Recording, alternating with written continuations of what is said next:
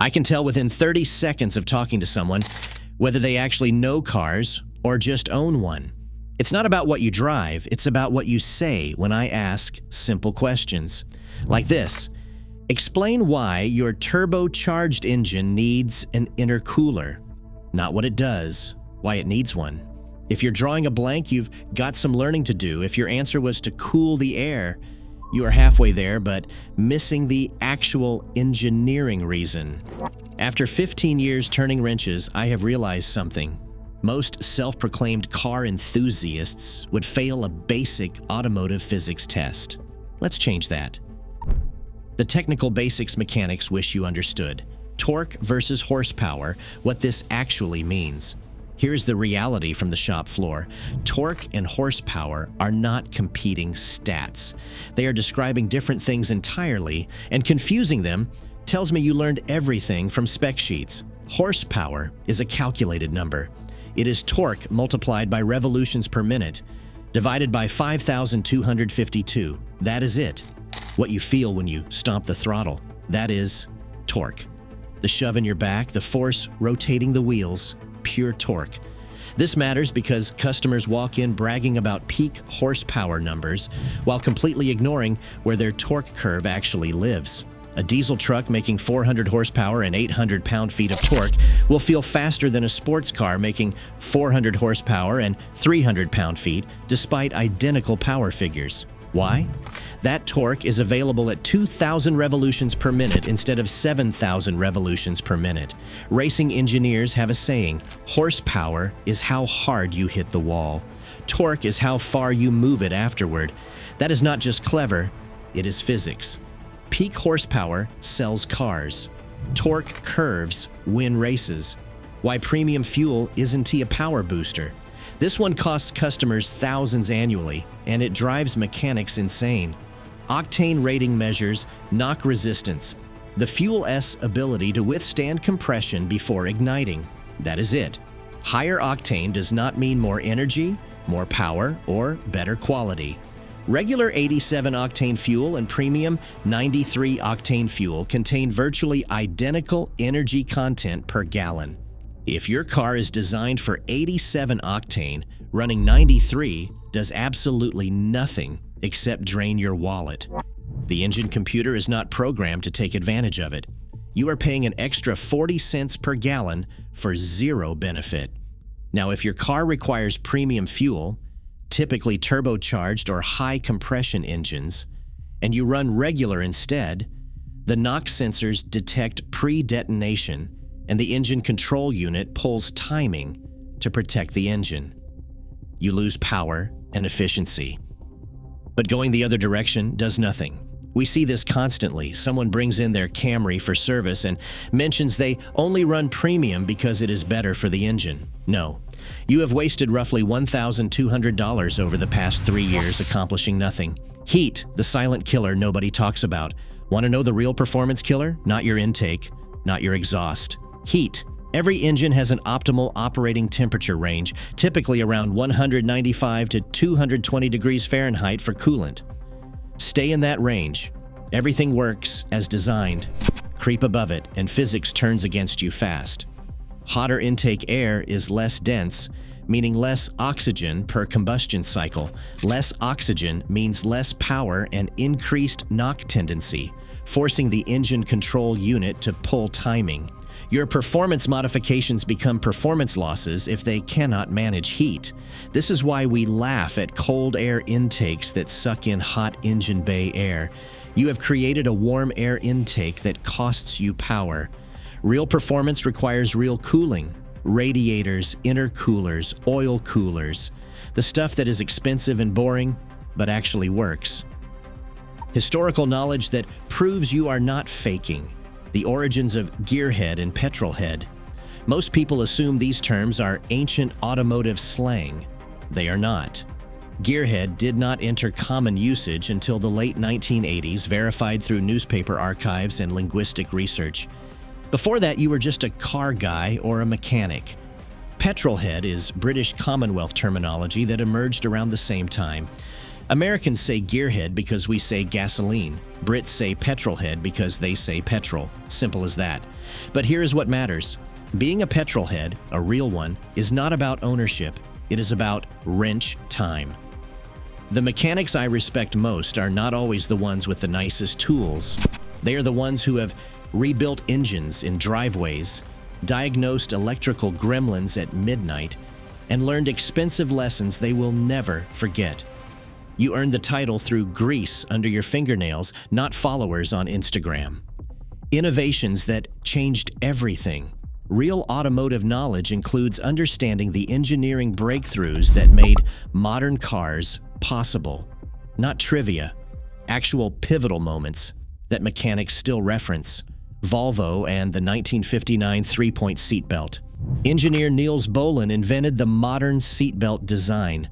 What separates Volvo from every other manufacturer is this: they owned the patent, then gave it away for free to the entire industry. Why? Because saving lives mattered more than profit. That single invention has saved over 1 million people. That is Swedish engineering philosophy in action. The 1900 Lohner Porsche hybrid. Ferdinand Porsche, yes, that Porsche, built a functional gas-electric hybrid in 1900. It used electric motors mounted in the wheel hubs, powered by a gas engine generator. He called it Semper Vivus, Latin for always alive. Marketing claims that hybrids are revolutionary new technology are lies. They are 125 years old. Charles Kettering and the electric starter. Before 1912, starting a car meant hand-cranking the engine. That regularly broke people's arms when the engine backfired.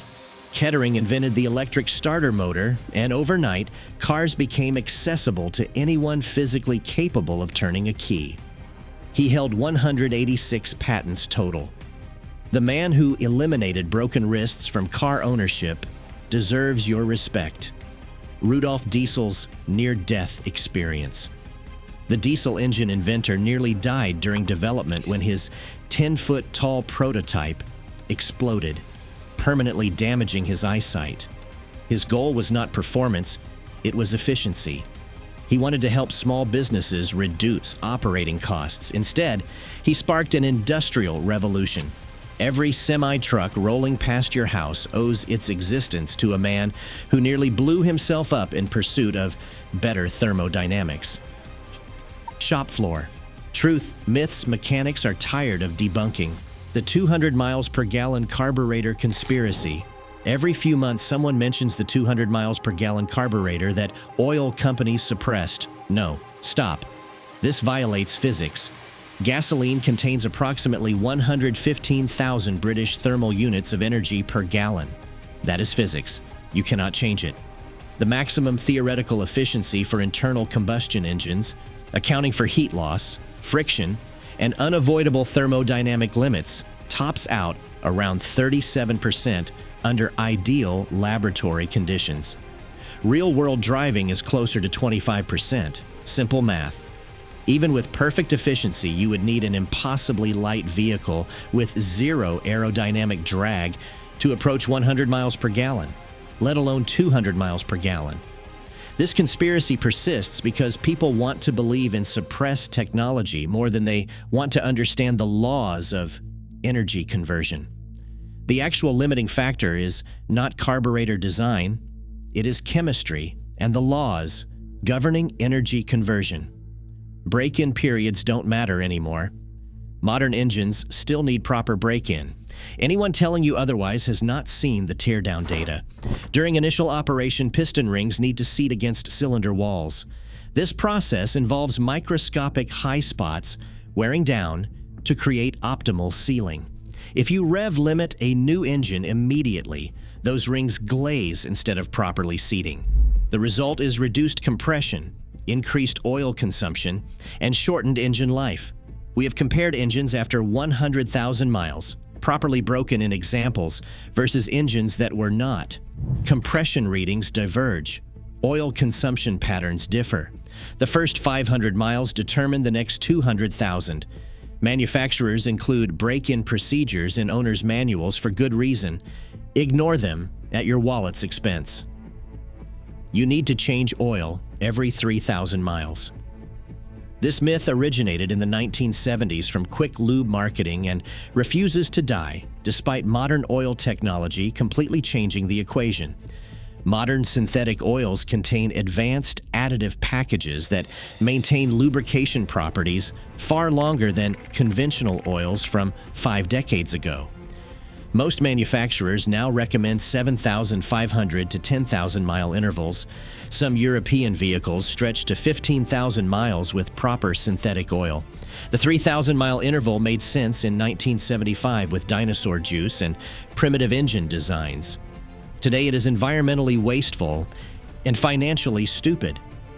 Americans waste 100 million gallons of perfectly good oil annually because of this outdated advice. Exceptions exist: severe duty cycles, short trips, extreme temperatures.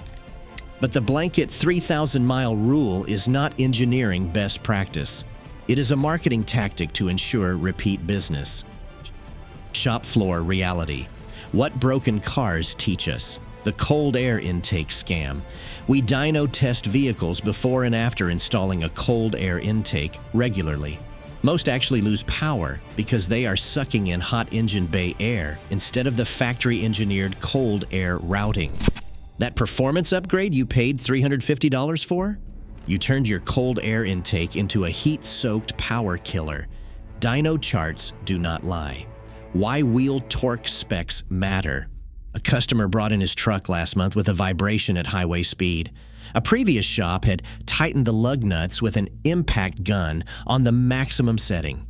3 studs were stretched, 1 was cracked, and both rotors were warped from uneven clamping force. The repair cost $850. Proper torque specification would have prevented everything. Torque specs are not suggestions.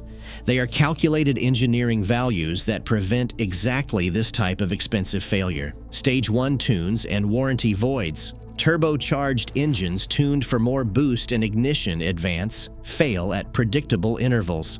We track this.